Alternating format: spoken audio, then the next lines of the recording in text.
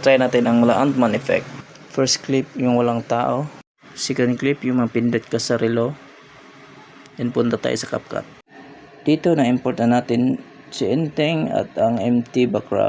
Click mo yung may tao, tapos punta tayo sa overlay. Click mo yan, yung may tao. Pag pumuti na, hanapin natin yung pagpindot ni Enteng. Up, ayan. So, hanapin natin, dito tayo mag-freeze. Hanapin natin yung freeze, click yung freeze. Tapos, yung sobra, hindi natin yan kailangan. Hanapin natin yung basurahan. Then, yung naka-freeze, i-remove BG natin yan.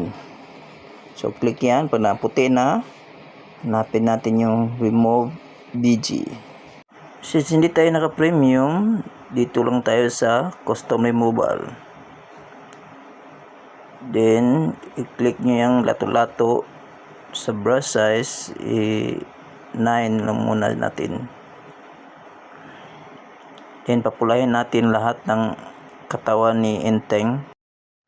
Pag napula na lahat, i-click lang yung check. Then, ayan na-remove background natin yan. Balik lang muna natin. Pindutin yung arrow sa baba, yung back, click. Then, punta tayo sa duplicate. I-hold mo lang. Then, i-drag natin yan pababa. Tapos, ipaabante. Itapat lang natin yun sa una. Ganun din sa pangalawa at sa pangatlo. Sa pinakataas na overlay, itap natin yan. Then, lagyan natin ng keyframe. Then, i-span muna natin yan. Palakihin. Click mo lang yung diamond. Tap natin sa taas. Then, automatic magkakaroon na yan ng diamond. Pante natin konti. Then, lagyan natin ng diamond. Then, ibaba natin ng konti, paliitin. Same din sa pangalawa, gagayahin lang natin to yung una. Lagyan ng keyframe, then abante ng konti para mapantay. Tap muna natin sa taas, then tap natin sa baba, balik ulit. Then, adjust natin, paliitin. Then, sa pangatlo, ganun pa rin. Doon pa lang sa mga bago sa page ko, sana i-follow at react nyo ito at sana makatulong ito sa inyo. Pinutin yung keyframe. Then, i-adjust, paliitin. Ngayon, sa ikaapat na duplicate, i-adjust, then paliitin. Ayan. Then, hanapin ang duplicate, click, tapos drag pababa. Then, itapat natin sa una, pangalawa, at sa pangatlo. Yun, may keyframe na. Sa pang-apat, kailangan natin nakatago yung pang-apat. Then, i-review lang muna natin. Punta tayo sa itaas. Then, lagyan natin yan ng opacity.